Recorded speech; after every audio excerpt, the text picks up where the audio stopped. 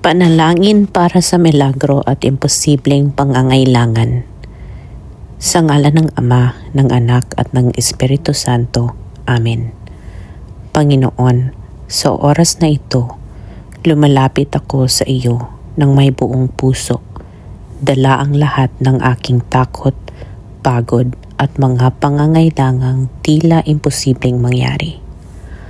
Alam ko, O Diyos, na wala pong imposible sa iyo.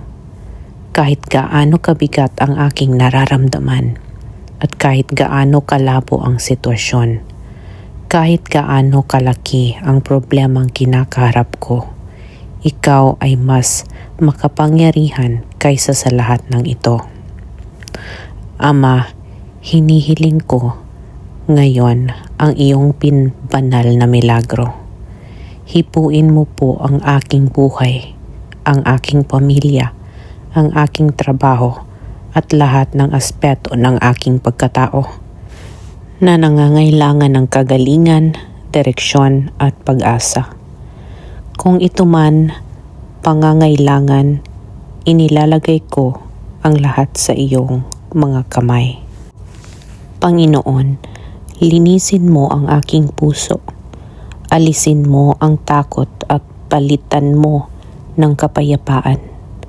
Alisin mo ang pag-aalala at palitan mo ng tiwala.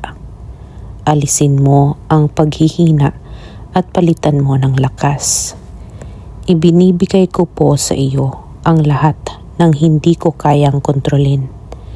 Pinapasok ko ang iyong liwanag sa gitna ng aking mga pagsubok. Gawin mo pong malinaw ang mga bagay na malabo. Ayusin mo ang mga bagay na magulo at ibalik mo ang mga bagay na nawala. Naniniwala po ako sa iyong himala. Inaangkin ko ang iyong pagpapala. Tinatanggap ko ang iyong pagkilos sa buhay ko ngayon. Salamat, Ama, dahil alam kong may ginagawa ka na.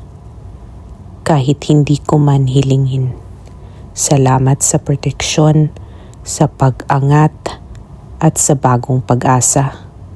Sa pangalan ni Jesus. Amen.